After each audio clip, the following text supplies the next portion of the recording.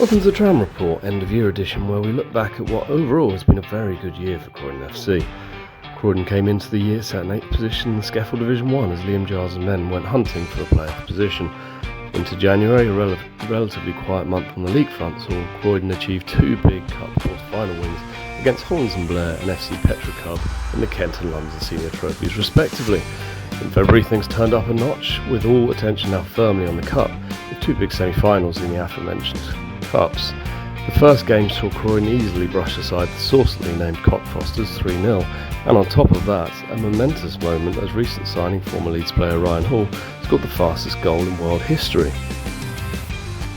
Not ideal for those who were late to the kick-off.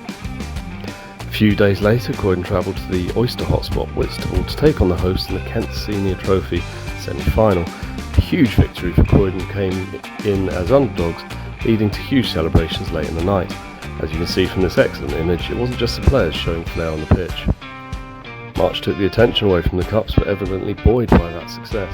Giles' Chargers went through an electric run of form in the league, picking up 17 points from 7 games and pushing right into playoff contention. In the Lewisham away game in the 6th, a 1-0 victory, controversy struck in Croydon's favour as the referee was distracted by a fox on the pitch and ignored a blatant offside. I asked AI to generate an impression of the match.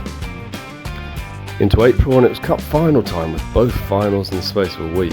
First up, the Kent Senior Trophy final down in Maidstone against higher league Erith Town, followed by the London Senior Trophy final against Wimbledon Casuals. The first proved to be a classic in all but results, with Croydon leading twice before succumbing to the stronger side in a 3-2 defeat. Despite the defeat, a day that certainly made the fans proud. It was better news a few days later as Croydon defeated Wimbledon Casuals in a tense 1-0 victory, thanks to a single goal from Fred Abassa, which led to rapturous scenes late into the night, the first silverware in 15 years for the Trams. The fantastic result appeared to lead to a literal and metaphorical hangover as the Trams results faded in the league and the team finished outside the playoffs. The end of the season also led to the end of Liam Giles' tenure, who left to find pastures new, but with the well wishes of all the Trams faithful for such a successful season. Into May, and Croydon wasted little time replacing the hugely popular Giles with Antonio Ganella, who had previously been part of Whiteleaf's table-topping team, with Ganella taking to Twitter to declare he was excited to get going. Into June, nothing really to report as everybody's attention turned to the Euros, but in July things got a lot more exciting as the Trams welcomed a plethora of new signings.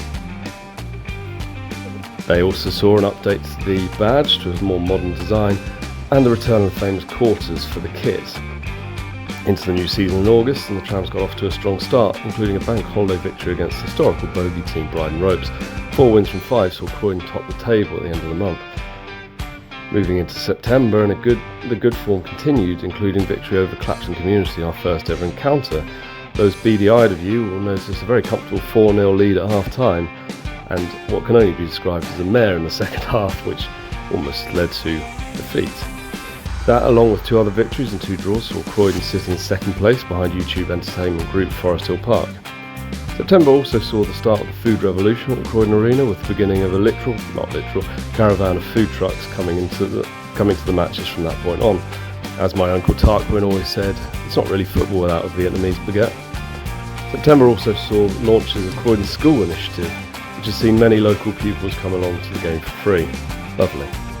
Things continued apace in October, including victory at Saltown Hamlets, though this commentator was disappointed with the lack of James Brown. That fixture also brought with it a sponsored walk, as a number of Croydon fans walked from Croydon Arena to the Mile End Stadium and raised over £1,300. Excellent. Croydon finished October in top spot, 2 ahead of Canterbury City. Into November, and Croydon started off with an emphatic 5-0 victory at home to YouTube entertainment group Forest Hill Park. Despite that success, manager Antonio Ganella decided to depart and move to Forest Hill Park, leaving coach Wayne Bullen in charge.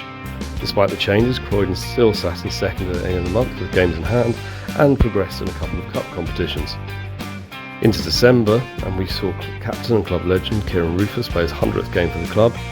Results, meanwhile, were somewhat patchy and saw Croydon drop down to 5th, but still well within playoff contention going into the new year.